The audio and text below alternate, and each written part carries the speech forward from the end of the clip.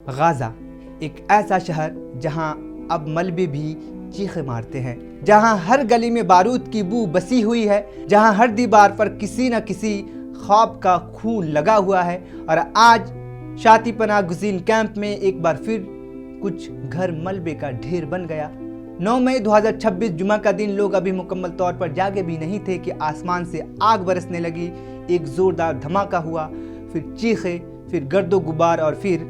خاموشی، ایسی خاموشی جو صرف جنگ کے بعد رہ جاتی ہے۔ فلسطینی شہری اپنے ٹوٹے ہوئے گھروں کے درمیان کھڑے تھے، کوئی ملبے میں اپنے بچوں کے کپڑے تلاش کر رہا تھا، کوئی اپنے باپ کی لاٹھی، کوئی اپنی ماں کی دوا، اور کچھ لوگ صرف خالی نظروں سے تباہی کو دیکھ رہے تھے، جیسے آنکھوں میں آنسو بھی اب تھک چکے ہوں۔ یہ صرف عمارتوں پر حملہ نہیں تھا، یہ ان خوابوں پر حملہ تھا جو غازہ کے لوگ ہر رات خوف کے باوجود دیکھنے کی کوشش کرتے ہیں۔ شاطی کیمپ کے لوگ اب بھی ملبے ہٹا رہے ہیں، شاید کسی زندہ انسان کی امید میں، شاید اپنی بکھری ہوئی زندگیوں کے باقی ٹکڑے تلاش کرنے کے لیے۔ غازہ میں جنگ صرف زمین نہیں جلاتی، یہ انسانوں کے دل بھی جلا دیتی ہے، اور دنیا اب بھی خاموش کھڑی ہے۔